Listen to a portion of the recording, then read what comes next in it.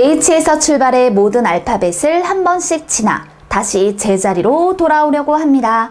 가장 짧은 이동 경로를 쓰고 이때 이동 거리는 몇 미터인지 구하시오.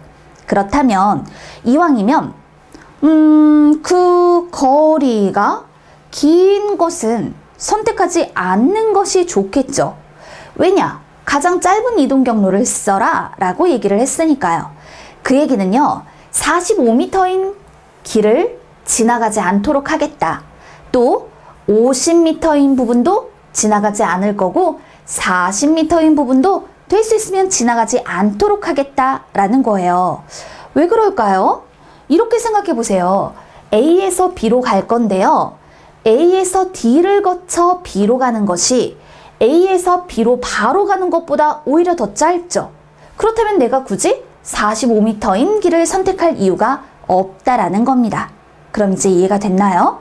그리고 난 다음에 이제 반드시 지나쳐 가야 하는 길을 한번 선택해 보도록 할게요. 이 얘기는요. H에서 출발을 한다라고 했잖아요. 그러면 H에서는 어디로 갈 수 있나요? G로도 갈 수 있고 E로도 갈 수도 있고 F로도 갈 수가 있어요. 자, 그런데 그 거리가 가장 짧은 건 H에서 E로 가는 경우죠. 그래서 나는 이 길을 선택할 것입니다. 라고 생각을 했습니다. 그럼 이제 E에서 어디로 갈 수 있을까요? E에서 G로도 갈 수 있고 F로도 갈 수 있고 그 다음에 D로도 갈 수 있어요. 그런데 이렇게 생각을 해야 해요. 만약에 내가 E에서 G로 갔다면 G에서 반드시 다른 지점으로 가는 길이 있어야 한다. 그러니까 그 점으로 들어가는 길이 있다면 그 점에서 나오는 길도 반드시 있어야 한다라는 거죠. 그렇다면 내가 E에서 G로 갔다면 그 다음은 G에서 어디로 가야 하는 걸까요? G에서? 그렇죠. G로 갔으니까 G에서 나가는 길이 이렇게 있어야겠죠. 그래서 A로 이렇게 갈 것이다. 그런데 사실 E에서 G로 갔다면 G에서 선생님 D로 가도 되잖아요 라고 생각하는 친구들 있을 거예요. 그런데 생각해보면 D에서 내가 A로 간다고 했을 때 20에 20을 더하면 40m라 30m보다 그 거리가 더 멀단 말입니다. 그러니까 이런 경우 G에서 A로 갈 거고 A에서 D로 갈 것이다 라고 생각해주면 되는 거죠.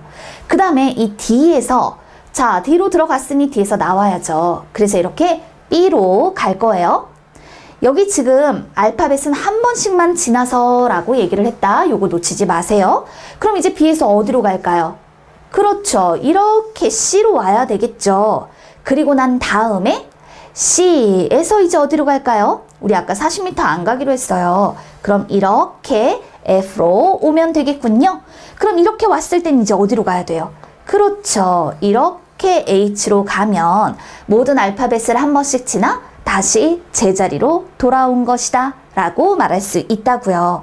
그렇다면 이동 경로는 어떻게 표현할 수 있을까요? H, E, G, A, D, B, C, F, H 이렇게 이동 경로를 표현해 볼 수 있겠죠. 그 다음에 이렇게도 얘기할 수 있을 거예요. H에서 F로 갔다가 그 다음에 C로 가고 B로 가고 D로 가서 A로 갑니다. 그리고 G로 갔다가 E로 가서 H로 올 것입니다. 라고도 얘기해 볼 수 있겠죠. 좋습니다. 그럼 이제 이때 이동 거리는 몇 미터일까요? 더 더해주면 되겠죠. 자, 여기다 한번 표현해 볼게요. 15, 이렇게 20, 30, 20, 20, 30, 20, 20 이거 다 더해주면 되는 거잖아요. 그랬더니 20이 하나, 둘, 셋, 넷, 다섯, 100에다가 60, 15를 더 더하니까 175, 100에다가 60을 더하면 160, 15를 더하니까 175 이렇게 되는구나. 이동 거리는 175m입니다 라고 답할 수 있겠네요.